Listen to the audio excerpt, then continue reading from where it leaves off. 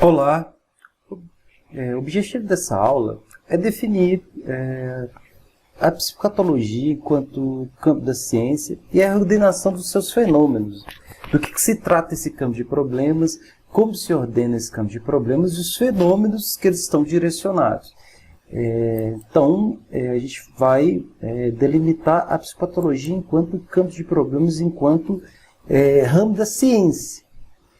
Então, a psicopatologia ele trata de forma direta sobre a doença mental, sobre o sofrimento mental, sobre os passos psíquicos, né? Sobre as mudanças do estado normal e patológico da doença mental e sobre os estados funcionais, né? As suas formas de manifestação.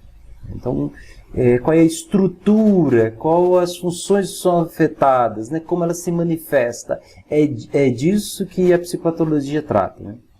Então, esse adoecimento mental, ele é direcionado ao adoecer humano. Então, o sofrimento psíquico, ele está diretamente, ele está unicamente associado ao ser humano.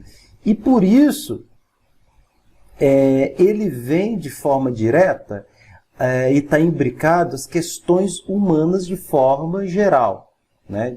Todas as questões humanas de forma geral. E aí, dentro dessa perspectiva, cabe à psicopatologia ela não só observar a doença mental, né? Não só analisar, mas compreender e identificar os tipos de doença mental.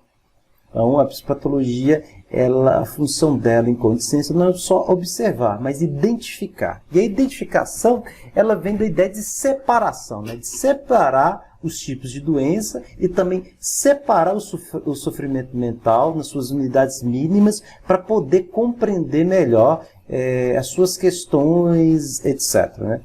E aí, o campo da psicopatologia, ele não aborda só padrões comportamentais, né?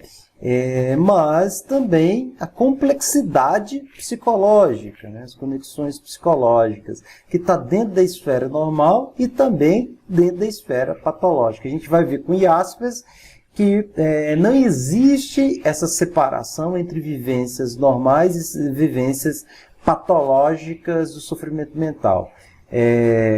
A personalidade com sofrimento mental, ela está presente na personalidade normal e elementos da personalidade normal estão dentro da esfera patológica. Então, a psicopatologia ela vem em dois tipos de tradição, né? Ela vem de uma tradição médica, né? De uma observação considerada uma observação sistemática, né, do contingente dos doentes mentais, ali com Pinel. A gente vai ver com o nascimento da psiquiatria, o psiquiatra tem mais condições de observar a chamada loucura, o chamado sofrimento mental, e ao mesmo tempo é uma oportunidade melhor de entender e tratá-lo. E aí,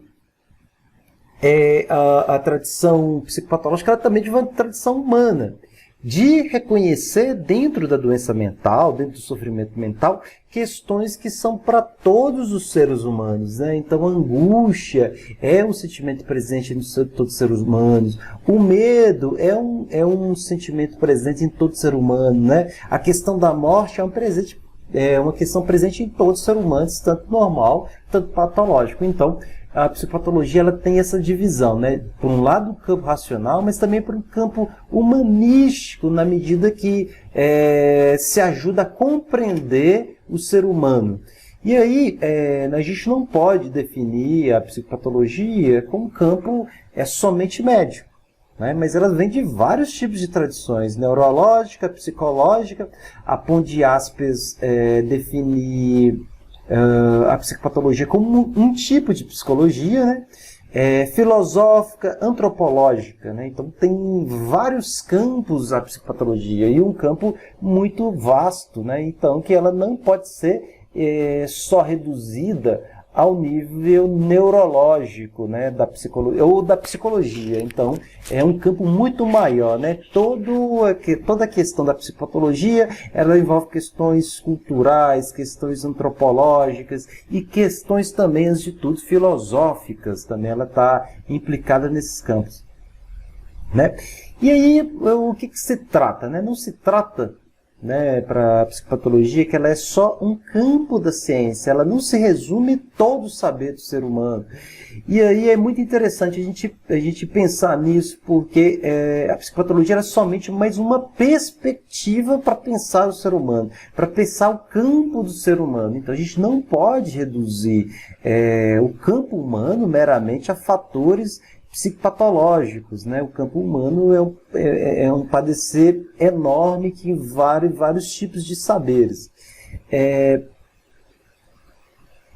Né? Então, assim, a psicopatologia ela não pode ser a única a pensar, porque a gente tem que pensar também na sociologia, antropologia, outras esferas de saber, né, a religião, para pensar também na questão da doença específica, né? Então, reduzir o ser humano à mera psicopatologia, né, a psicopatologização do ser humano, ele é um problema e um problema muito grave, né? Então, é um erro que se cai muitas vezes, né, de tentar achar que o doente mental ou do ser humano ele é só uma patologia e nada mais, né? Sobre os sintomas mentais eles carregam temas centrais no que tange a existência humana, né?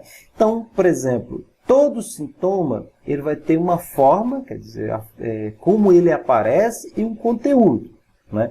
Por exemplo, nesse conteúdo ele vai estar presente uma questão humana que está discernindo em toda a existência humana. Por exemplo, quando você tem um delírio, né?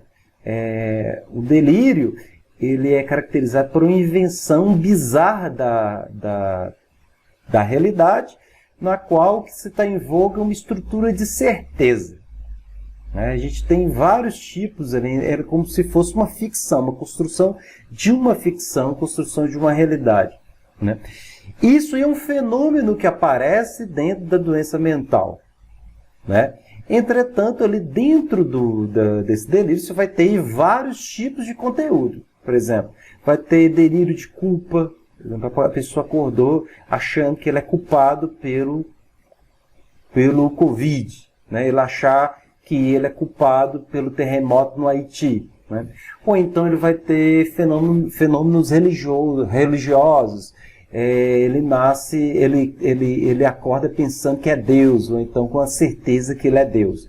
O que é isso? Né? Isso é uma construção de uma ficção no qual você tem ali temas centrais da existência humana. E aí, esses temas centrais eles podem ser qualquer um. Sexo, alimentação, conforto físico, dinheiro, etc. Né?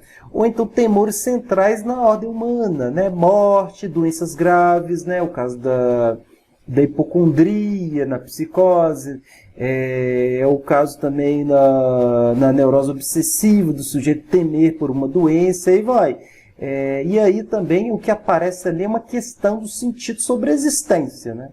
Toda doença mental, todo sofrimento mental, ele tem ali no cerne uma questão existencial, sobre a consistência, o significado da existência humana na cultura. Né? Então esse é o cerne da psicopatologia. E aí toda ciência ela começa primeiro com a observação cuidadosa do objeto. E Cipinel ele trouxe ali um elemento muito importante para a psicopatologia, foi o rigor da observação. Né? Hoje a gente está com uma sociedade que as pessoas estão mais com furor de diagnosticar, de dar um rótulo, do que observar e ter um rigor mais clínico na observação. Mas uma observação bem rigorosa,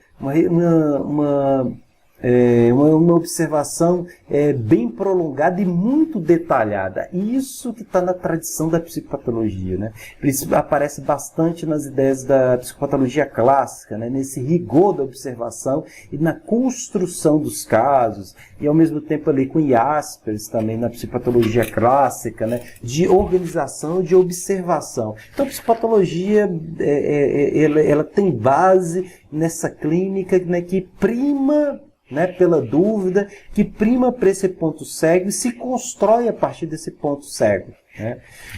Então, além de observar, é necessário definir, classificar e interpretar a doença mental.